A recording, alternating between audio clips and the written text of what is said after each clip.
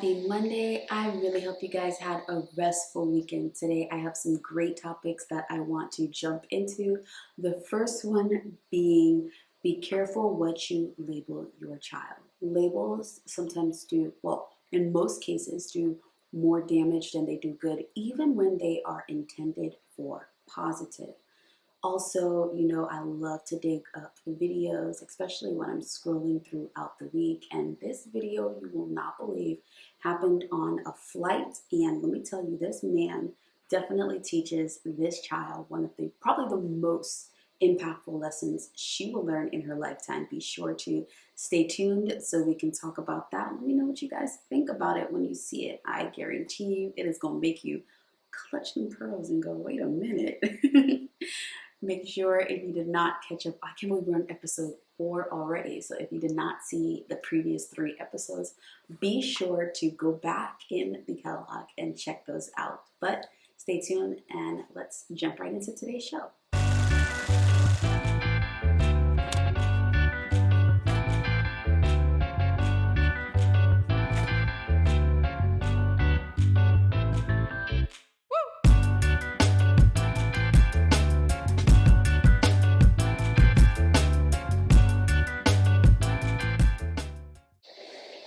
Okay, so I took some notes. I'm always taking notes, but I wanted to really touch on labels because even if they're for good, like you're labeling your child smart, or you're saying, they're such a good artist or they're such a good athlete, those are good labels, but they can also still damage your child's self identity. Now, hear me out.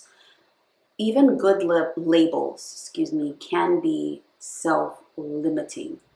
So when a trusted adult speaks to a teen or a child and they say something to that child, such as you're a good student, good athlete, or whatever the case is, it can be used to sometimes potentially have that child suppress other things that they're good at. So for example, both my kids do sports. One does soccer, one does gymnastics, and then the little one does gymnastics. I also still encourage them to be good at other things because for a very long time, take my son, for example, was very good at soccer. He still is an amazing athlete, but it didn't really push him to try other things. He started in middle school and he recently started playing an instrument, which I thought was amazing. He joined chess club, which I thought was amazing because sometimes that limiting belief makes him think that, I can only be good at soccer or I can only be good at gymnastics.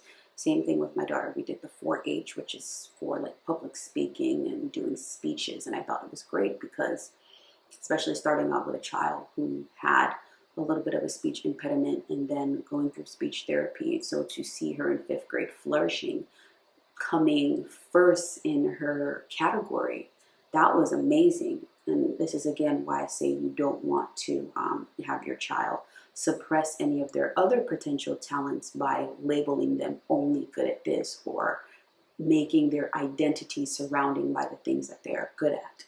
And then obviously we know on the negative side already how detrimental that can be to a child's not only self-esteem, but their growing personalities to hear that they are bad or they are troublesome or they're hard to handle.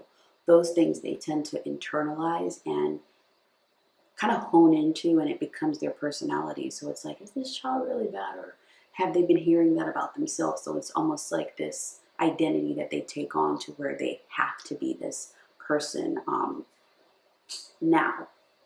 And they turn, sometimes it becomes an irreversible truth. And like I said, they accept that as who they are. And, it's not a good thing. All right. And how, I'm not going to leave you hanging, right? So how do you solve that? All right. The biggest thing is separating the behavior from the child. Okay. It is okay to say my child is acting this way, or, you're feeling this way, but to say that this is your personality, this is who you are. No, it's just, again, separating the behavior from the child. And sometimes what we deem as bad behavior is actually developmentally appropriate. So, for example, with the little ones, when they are around touching and pulling things, we're like, oh, you're bad, you're being so bad. They're not really being bad, they're just being curious about their environment. Or, we have a teen that's expressing who they are or expressing themselves, and you're like, oh, they're being rude or they're being disrespectful. And you're like, are they really being disrespectful, or are they just saying you can't just talk to me in any way being rude?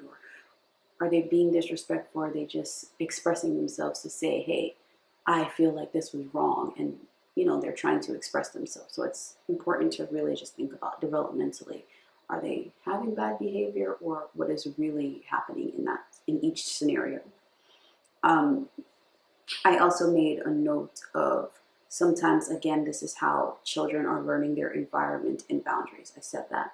All right. And you want to praise the efforts and not the outcomes. Okay. So every step that your child makes towards doing something that goes against that label, you want to make sure you highlight that. It's almost like positive reinforcement. The more that you encourage them positively, the more it will trigger them to move in that direction. And on that note, let's move into the next segment. All right, so before I play this video, guys, I want to set it up. So there is a man on the plane, and listen to this conversation. It's a pretty short video, but I really want you to listen to this conversation. It's 21 seconds, and tell me what you think about this, because I saw this and I was just like, We switch seats just for this last part. She really likes to watch out the window as we land, and it helps calm her down. Yeah, no, even if I wanted to switch, I think it's more important that your daughter learn a valuable lesson.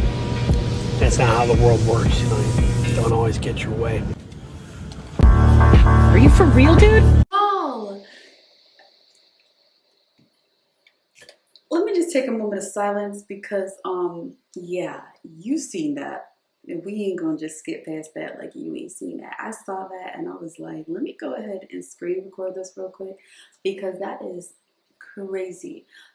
Now, what would you have done if you were on a plane and, the little kid next to you wanted to see the window? Honestly, I'm not even gonna lie, I probably would have said no as well. Because that's the whole reason I book my flights like that, is so I can be by the window and not have to, not want to be by the window. I want to lay my head down. I don't want anybody walking past me back and forth. So definitely intentional when it comes to booking flights and being by the window. So I would have said no. But he goes a step further and says, I'm actually going to say no because your child needs to learn a lesson in disappointment. And child, I cannot say he's wrong. Too many times as parents, we feel the need that we have to fulfill every want, wish, and desire for a child, and we don't create enough opportunity for them to build that resilience or that disappointment muscle. So we create entitled children that just think because they feel like they want something or they feel like they deserve something, that the world should be willing and ready to accommodate them the way we have done for many years. And I say we because there's been some instances where I had to even reflect on my own parenting and say, hey, am I creating a child that is entitled, that thinks that this is just how things should go, and that are not realizing and recognizing that in some cases they do have an immense amount of privilege.